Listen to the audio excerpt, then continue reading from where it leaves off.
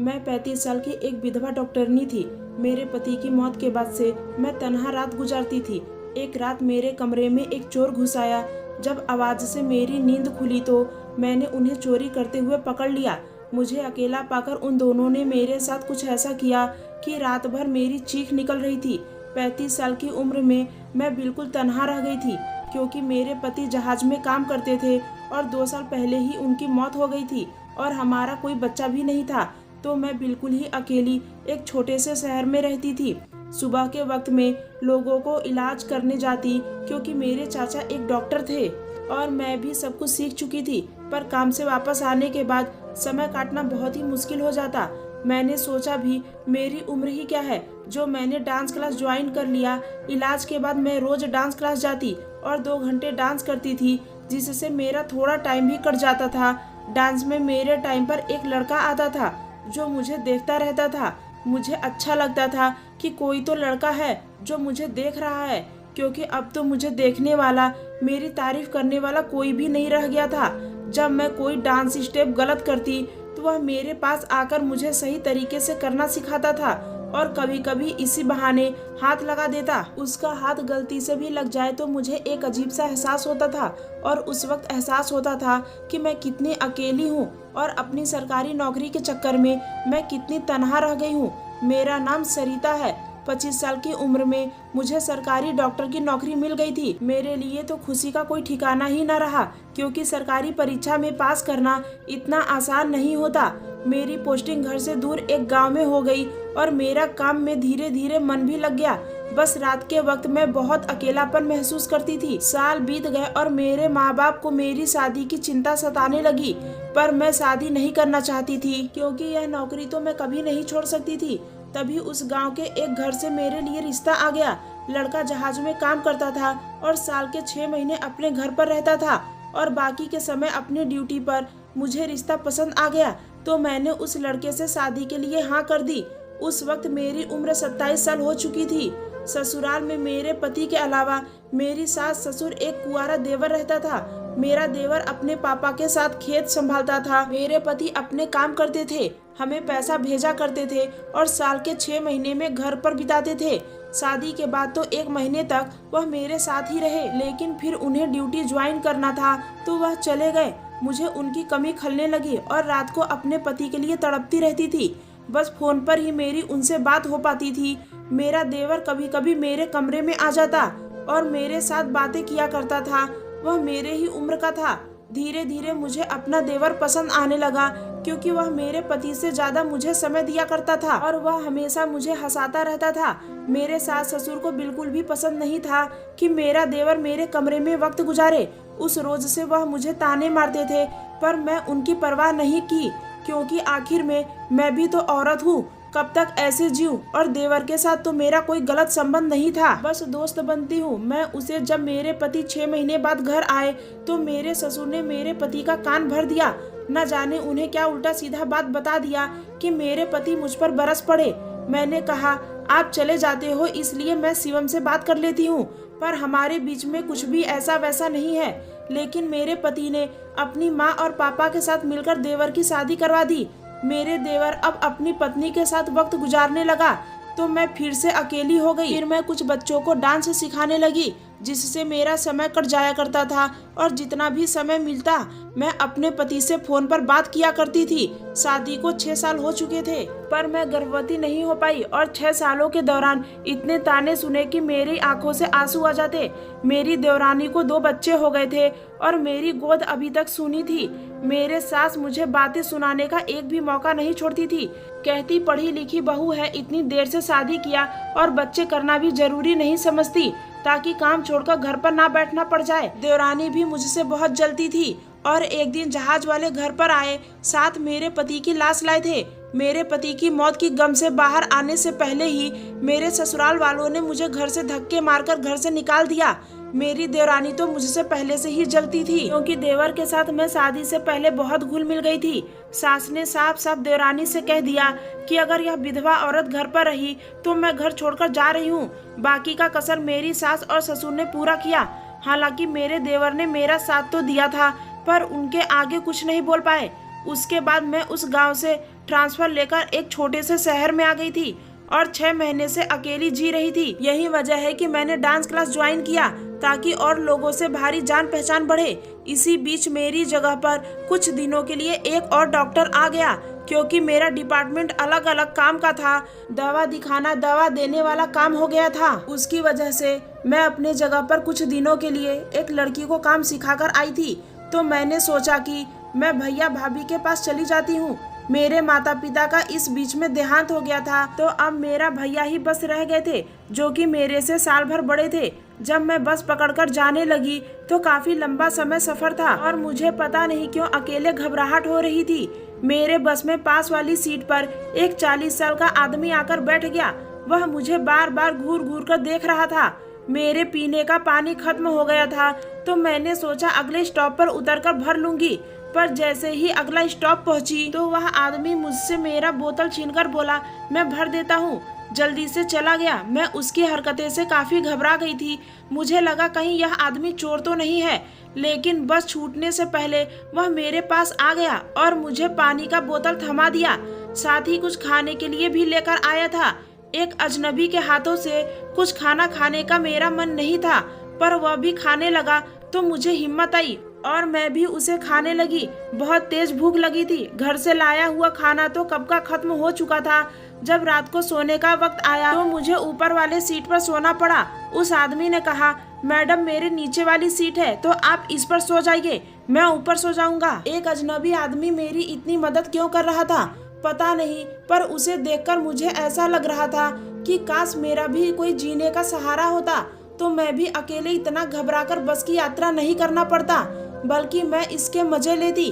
कुछ रात जाने के बाद वो आदमी उतरा और मेरे करीब बैठ गया। मुझे नींद वैसे भी नहीं आ रही थी। मैं उठकर बैठ गई।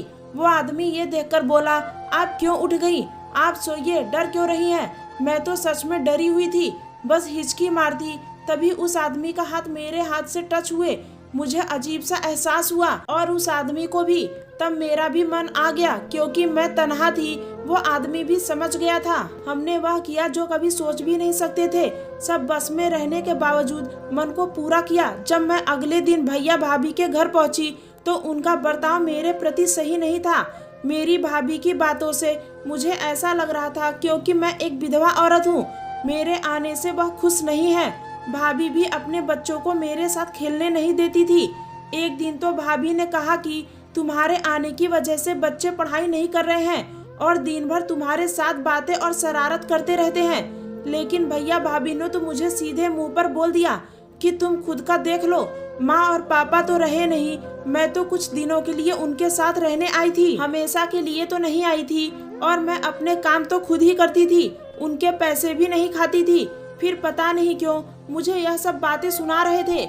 मैं तो पूरी छुट्टियां बिताने के लिए आई थी, पर बहुत जल्द ही सामान पैक करके मैं वहां से निकल गई, क्योंकि उनके तानों से इतने परेशान हो गई कि घर आने के बाद एक रात मैं सो रही थी, तभी घर के अंदर से कुछ आवाज आने लगी, जिससे मेरी नींद खुल गई।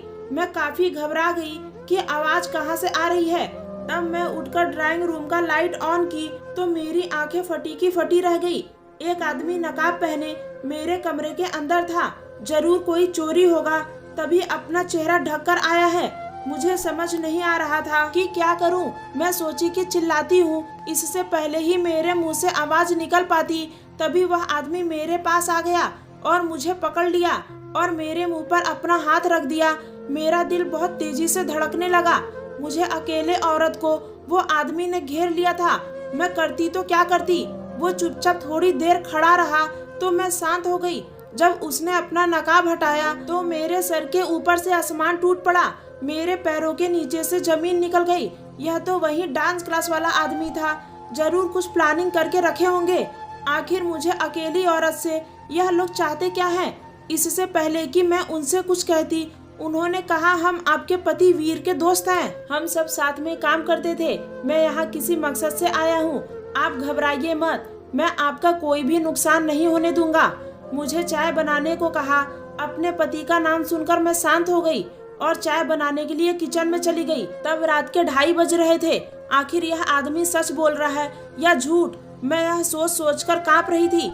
चोरों की तरह रात के 2:30 बजे यह आदमी मेरे कमरे में क्यों आया, जबकि वह जानता है कि मैं एक विधवा हूँ। मैं डर के मारे पूरी तरीके से कांप रही थी।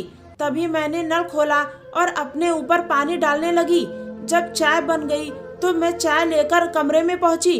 पानी से मेरी साड़ी गीली हो गई थी। जब मैं उस आदमी को चाय दी तो वह मेरे तरफ घूर घूर कर देख रहा था और मेरे गीले बदन को तक रहा था। घबराहट के मैंने अपने कपड़े भी नहीं बदले, और बदलती भी कैसे, वह आदमी मेरे बेडरूम में ही बैठा हुआ था। मैं चाय लेकर गई। वह आदमी कहा कि आपके पति ने मरने से पहले हमसे वचन लिया था कि हम आपका ध्यान रखेंगे। वह आपसे बहुत मोहब्बत करते थे और आपके बारे में हमें बताते रहते थे। आपके पति की आखिरी इच्छा है कि मैं आपसे शादी कर लूं। यह सुनकर तो मेरा सिर चकरा गया। वह क्या कह रहा है, शादी कर लो? मेरा पति की आखिरी इच्छा है। ऐसी इच्छा उन्होंने कैसे पाल ली?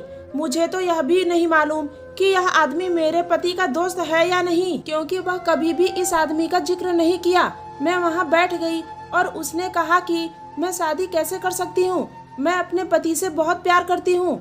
वो आदमी कहा, यह हम सोच रहे हैं, इसलिए 2 साल तक हम आपके पास नहीं आए, लेकिन आपके पति की आखिरी इच्छा मुझे अंदर ही अंदर खाया जा रही है।